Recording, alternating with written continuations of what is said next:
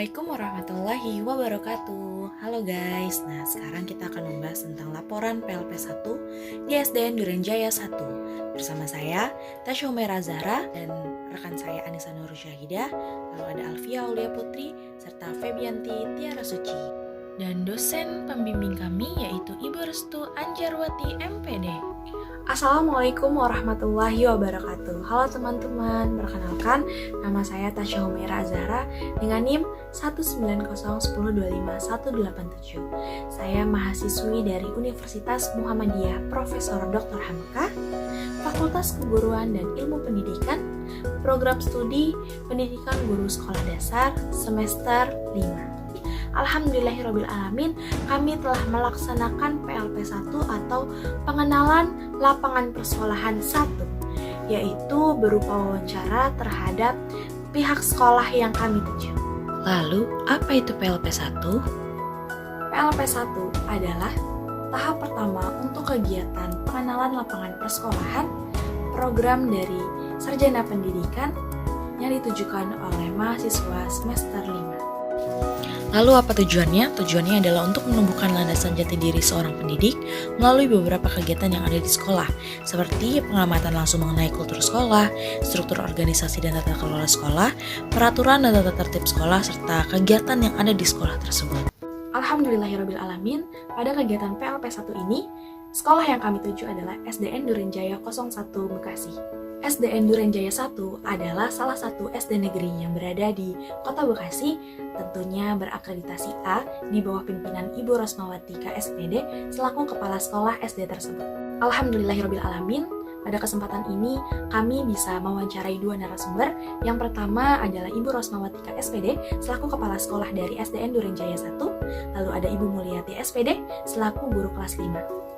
Pada kesempatan kali ini saya akan menyampaikan hasil wawancara dari kegiatan PLP 1 ini di SDN Durenjaya 1.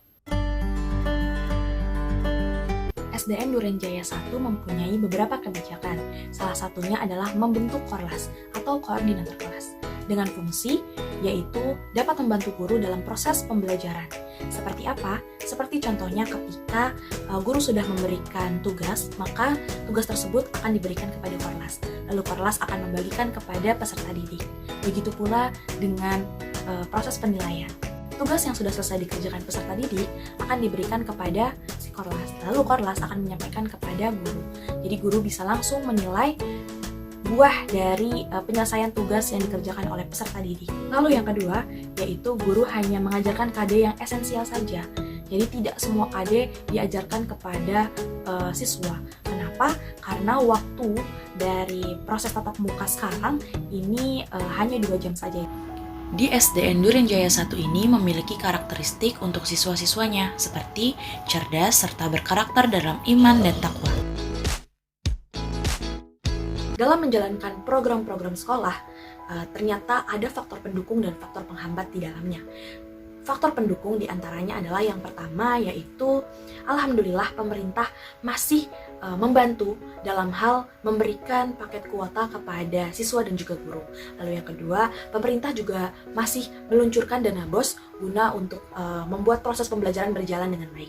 Lalu yang ketiga, dari pihak guru yang ada di SDN Durenjaya 1, alhamdulillah guru-guru semuanya kreatif dan juga semangat dalam menerangkan materi-materi yang akan diajarkan. Ini membuat siswa menjadi paham akan materi tersebut dan tentunya bersemangat dalam belajar. Pada masa pandemi, SDN Durenjaya 1 melakukan pembelajaran melalui daring atau dalam jaringan, di mana guru-guru akan menerangkan materi melalui media-media online seperti grup WhatsApp, Zoom Meeting, Google Classroom, Google Meeting, Google Form, dan lain sebagainya. Tetapi guru juga akan membuat video menarik yang bertujuan untuk membuat siswa dapat memahami materi tersebut. Lalu, pada saat ini kita menginjak pada masa transisi, di mana kebijakan pemerintah membolehkan sekolah untuk dibuka atau mengadakan belajar tatap muka di sekolah. Nah, ini membuat siswa-siswa menjadi excited dan juga semangat dalam belajar untuk bertemu teman-temannya juga dan juga bertemu dengan para guru. Proses menilai hasil kerja peserta didik dapat dilihat ketika pandemi. Ketika pandemi berlangsung, kebijakan dari sekolah, yaitu membentuk Korlas atau koordinator kelas, di mana koordinator kelas ini membantu guru dalam proses pembelajaran. Nah, di sini juga guru dapat mengetahui bahwa anak-anak apakah dapat paham atau tidak materi tersebut dilihat dari pengerjaan pola soal tersebut.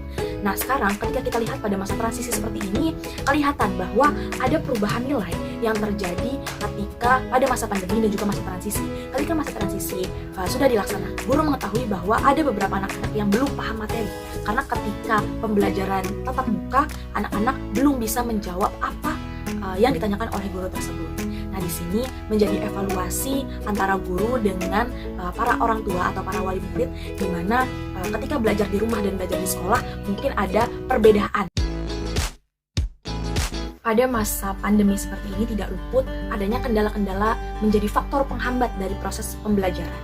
Nah, di antaranya adalah yang pertama, siswa yang tidak mempunyai handphone, lalu kuota yang terbatas dari pemerintah, dan yang ketiga adalah untuk siswa kelas 1 khususnya yang belum bisa membaca. Nah, tetapi alhamdulillahirobbilalamin, SDN Duren Jaya 1 sudah bisa menyelesaikan semua permasalahan dan terjadinya proses pembelajaran yang lancar dan juga baik.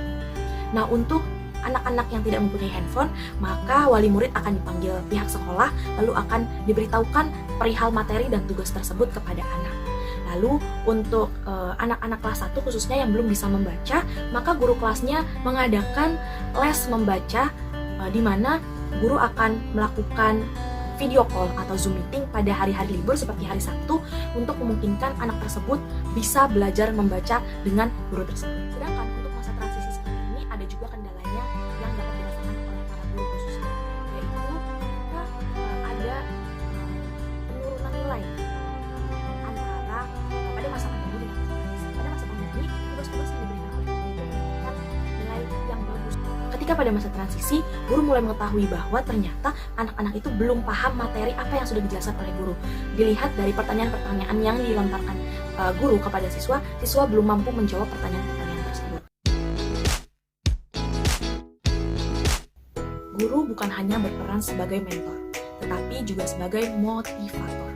Nah, di sini dalam hal memberikan semangat atau memberikan motivasi kepada siswa, ketika melihat siswa yang tidak semangat dalam belajar, maka guru akan memberikan motivasi-motivasi dalam bentuk misalnya adalah melalui pendekatan. Jadi guru akan mendekati siswa tersebut, menanyakan kenapa siswa tersebut tidak semangat dalam belajar, lalu memberikan solusi tentunya, dan juga memberikan motivasi kepada siswa tersebut agar siswa tersebut semangat dalam belajarnya. Lalu bukan hanya itu saja, guru juga harus kreatif. Nah, di SDN Duren Jaya 1 ini, guru memberikan pembelajaran kreatif kepada murid-muridnya atau kepada peserta didiknya melalui setiap tema yang diajarkan pasti ada kegiatan-kegiatan menarik. Jadi dengan hal seperti itu, siswa akan semangat dan termotivasi serta ingin tahu yang lebih tinggi bagaimana ya untuk tema-tema berikutnya, apakah ada kegiatan-kegiatan menarik lagi yang dilakukan oleh guru dalam menyampaikan materi tersebut. Evaluasi yang dilakukan oleh guru pada masa pandemi adalah tentunya berkat dibentuknya Korlas sangat membantu guru dalam proses pembelajaran ya.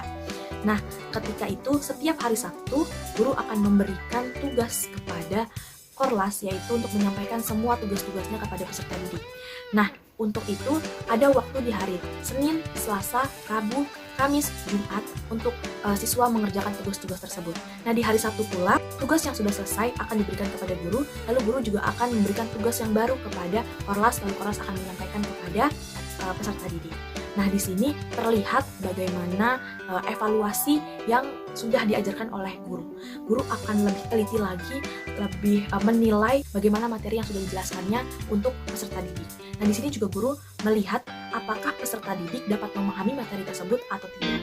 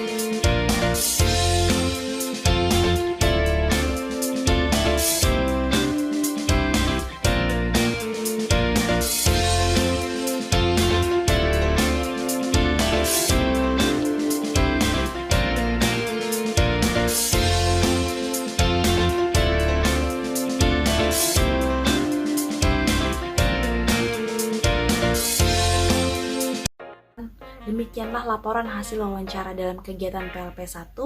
Terima kasih kepada teman-teman semua yang sudah menonton video ini. Semoga dapat bermanfaat bagi teman-teman semuanya ya. Jangan lupa untuk like and subscribe. Wabillahi taufiq wal hidayah. Wassalamualaikum warahmatullahi wabarakatuh.